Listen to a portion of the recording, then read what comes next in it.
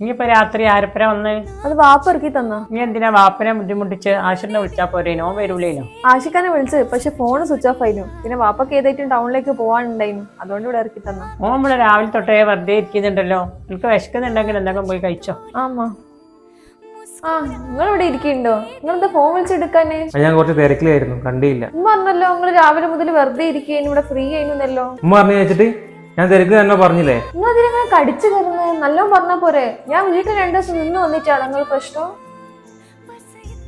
അല്ല, ഞാനൊരു കാര്യം ചോദിക്കട്ടെ, എനിക്ക് എന്റെ വീട്ടിൽ പോയി എന്റെ ഉമ്മനെ പോയി കാണുകയൊന്നും വേണ്ട, അല്ലെങ്കിൽ 2 മാസത്തിന് ശേഷം പോകുന്നത്. നിങ്ങൾക്ക് എന്താ ഞാൻ 2 ദിവസം അവിടെ പോയി നിൽക്കുമ്പോഴേക്ക് ഇത്ര ദേഷ്യം വെറുപ്പല്ലോ? പുതിയ വീടൊക്കെ എടുത്ത് മാറണം എന്ന് പറഞ്ഞപ്പോ നിങ്ങളല്ലേ പറഞ്ഞത് എനിക്ക് ഉമ്മന്റെ ഇപ്പന്റെ കൂടെ നിൽക്കണമെന്നല്ലോ? അതേപോലെ തന്നെ അല്ലേ ഞാനും. എനിക്കും ഇല്ലേ ഉമ്മ ഇപ്പേ ഓരെ കാണുന്ന നിൽക്കുള്ള ആഗ്രഹം എനിക്കും ഉണ്ടാവൂലേ? ആണുങ്ങളാകുമ്പോ സ്വന്തം വീട്ടിൽ നിൽക്കും, പെണ്ണുങ്ങളാകുമ്പോ അങ്ങനെയാണ്, വീട്ടിലേക്കൊന്നും അങ്ങനെ പോകാൻ പറ്റുന്നില്ല. നിങ്ങളടുത്തൊന്നും സംസാരിച്ചിട്ട് ഒരു കാര്യമില്ല ആശിക്ക.